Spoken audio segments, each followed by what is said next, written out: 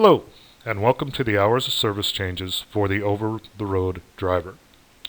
These new changes will go into effect September 29th, 2020. This is being presented by keepontheroad.com. Let's talk about the changes for OTR drivers. The first change is going to be the adverse driving conditions. The next change will be the 30-minute break. And finally, we'll be discussing the 10-hour rest sleeper berth split. It's important that you understand we will not be addressing changes to the short haul exemption within this presentation.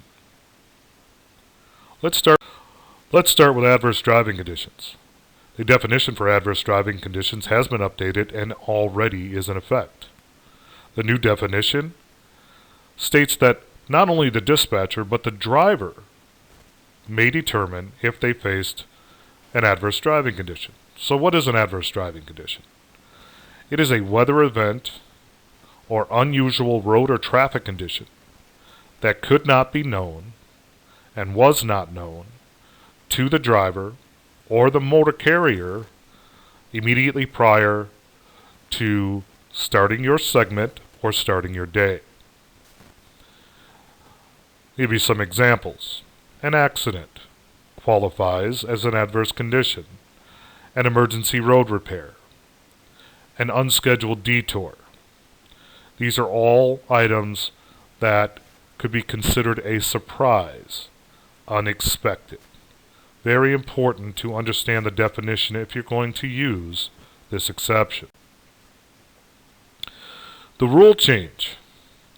Beginning September 29th, you can use the adverse driving condition exception to apply to both the 11-hour driving and the 14-hour shift window. Currently, you can only use this exception for the 11-hour driving. So the big change here is that we will also be able to use this to extend our 14-hour day. Warnings. This exemption should not be used unless the driver or the dispatcher can prove the adverse condition could not be known when the trip or segment began. This is going to be very important. Remember, for drivers, you have an 8-day window on the road where your logs can be examined. However, those logs are still active and can be examined during an audit for up to 6 months. So it's very important that you back up the claim that you faced an adverse driving condition. Next, the trip must have been able to be completed within the normal time restraints, minus the adverse condition. Again, very important that you could have finished that segment or that day minus the adverse condition. Third, breakdowns, detention, normal traffic, and DOT roadside inspections cannot be used as an adverse condition.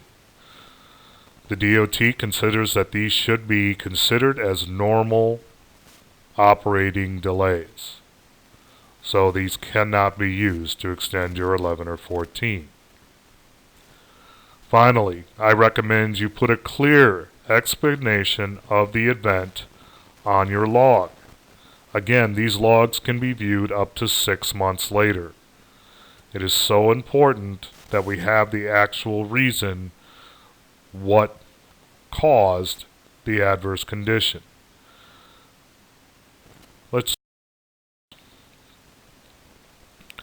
In this example, the driver came on duty at 6 a.m. If I start my day at 6 a.m., our window ends at 8 p.m. Now, we see that this driver stopped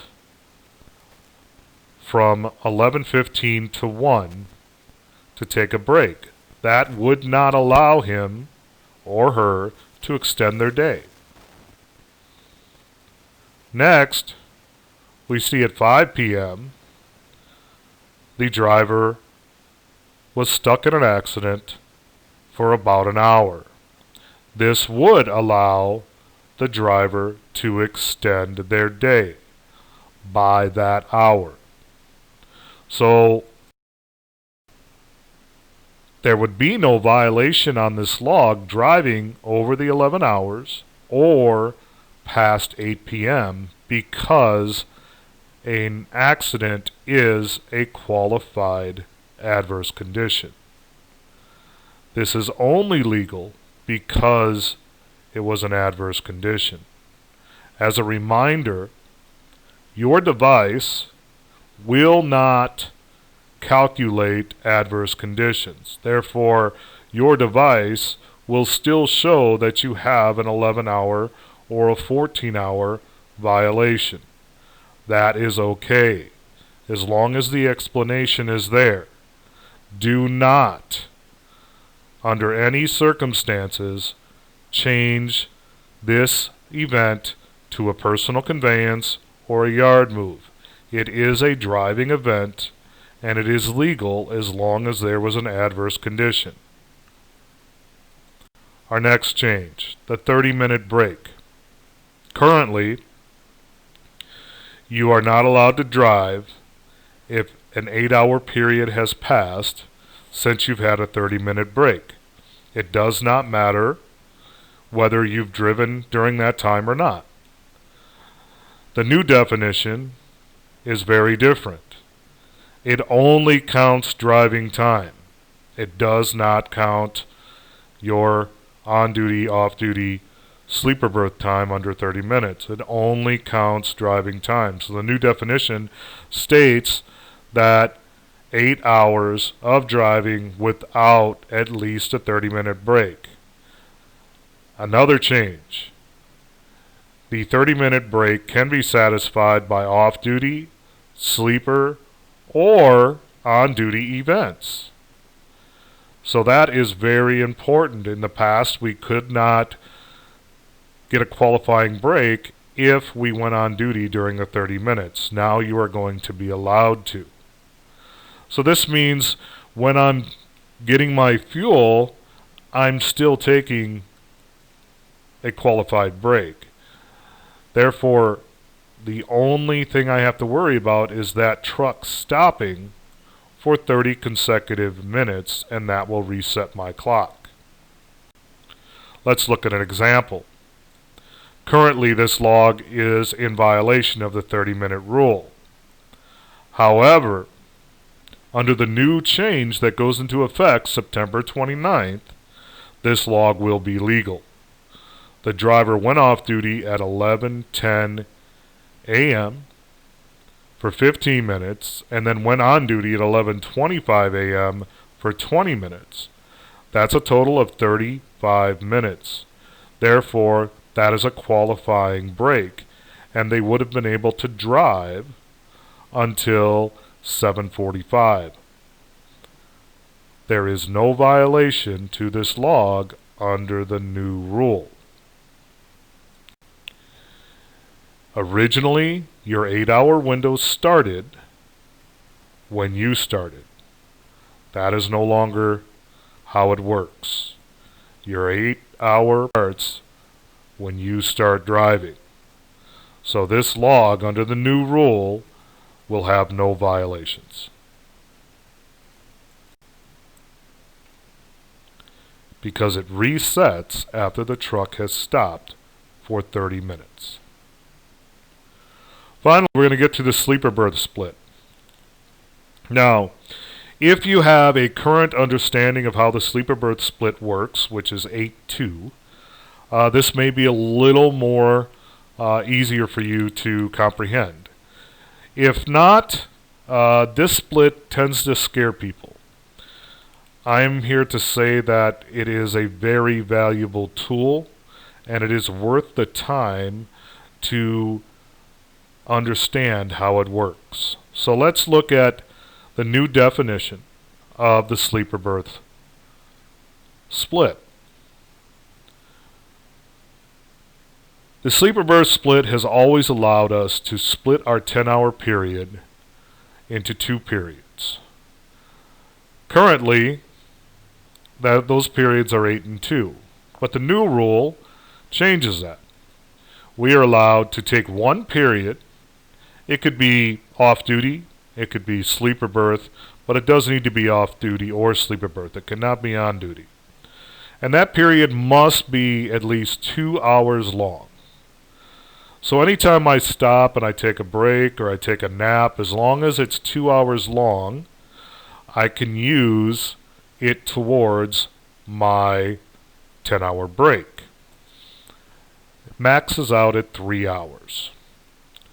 The second event must be at least 7 consecutive hours in the sleeper berth. Very important. The word consecutive. Consecutive means it cannot be broken. Therefore, once you find your parking spot, once you find that place where you're going to take that 7-hour rest, you must not leave the sleeper for that 7 hours. Not to go to the bathroom, not to find a better parking spot, not to move up a few feet. You must be in that sleeper for 7 consecutive hours. That's very, very important. These two periods together must equal 10 hours. So if I spend 7 hours in the sleeper berth, I must spend 3 hours on my off-duty period. If I spend 7.5 in the sleeper berth, 2.5 in my off-duty. 8 in the sleeper, 2 off-duty. 9 in the sleeper, I still have to spend 2 off-duty because that's the minimum of the short period. So this is pretty similar to the current sleeper berth regulation for splitting your 10. The difference is it's a smaller requirement in the sleeper. Here are the big changes. The big change is that when you pair these events together, neither one of them count towards the 14-hour window. That's huge. This allows you to extend your 14 when you're taking a qualified break that you're going to use towards your 10 hours. And we'll show you an example of that in a few minutes. Finally, the other change is the 8-hour sleeper berth period currently by itself, not using it towards a split, allows you to extend your 14 hours. That will no longer happen. When you take your 8-hour sleeper berth, if you don't use that towards a 10, that will not extend your 14. This is going to allow the driver more flexibility in managing when and where they take some rest. You'll be allowed to take a 3-hour break during your 14-hour shift and not lose any of your 14-hour time as long as you're using it towards the split. This could be used to avoid rush hour traffic, take a nap in the sleeper, any other time that you are able to go off duty or use a sleeper berth exception. The nice thing about the ELDs or electronic logging devices is that they will assure you do not make an error.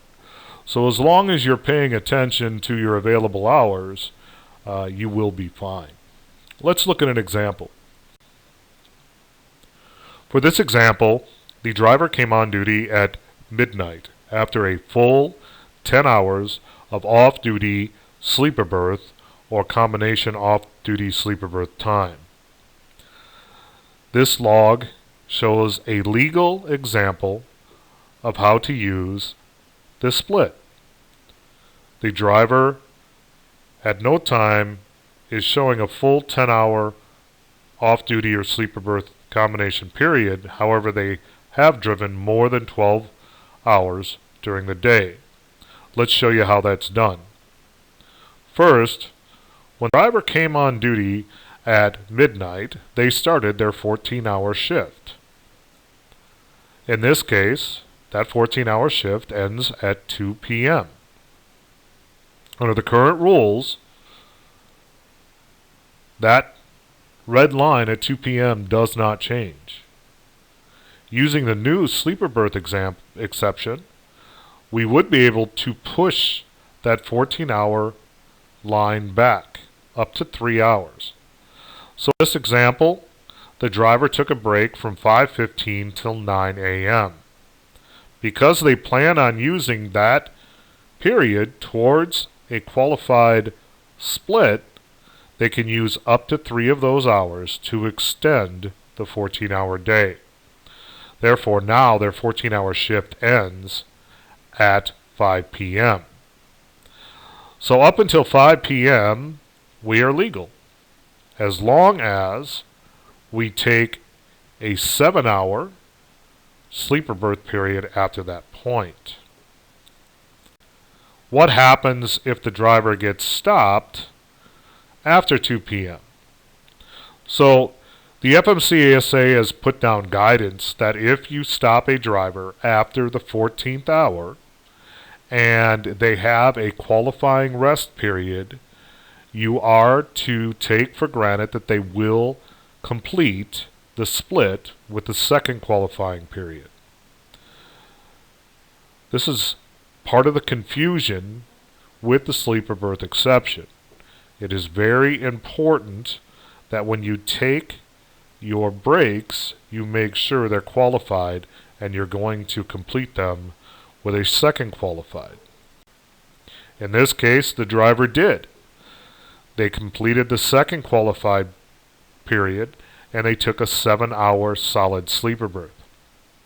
Therefore, they are perfectly legal to come back after that 7-hour period and begin to drive again. If they do not take a qualifying period, in this case, we're showing that the driver went off duty instead of sleeper berth.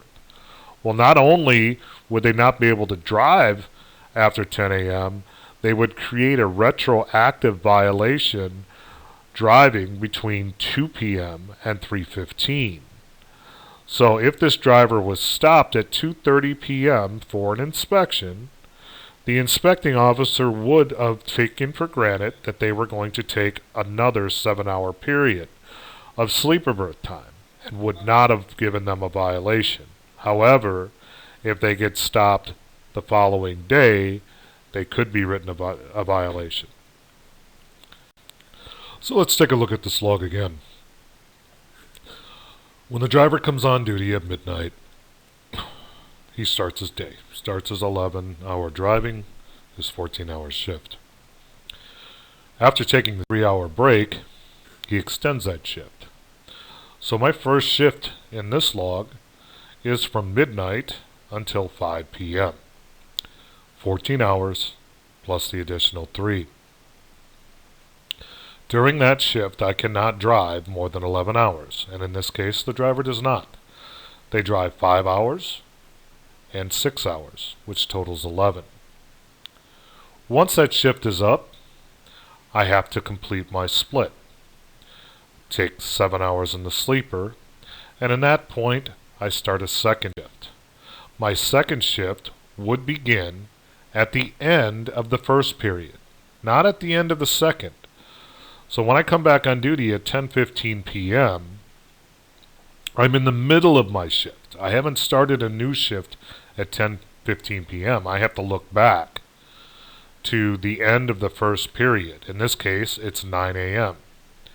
So the second shift for this driver would go from 9 p.m. normally till 11 p.m. But that 7-hour sleeper berth period we get to add on, so it would go all the way till 6 a.m. When I'm coming back on duty at 10:15, I've already driven 6 hours from 9:15 to 3:15. Therefore, I can only drive 5 more hours before I will need to take another qualifying break, in this case of at least 3 hours, to get more drive time back. I hope these explanation and this example log helps.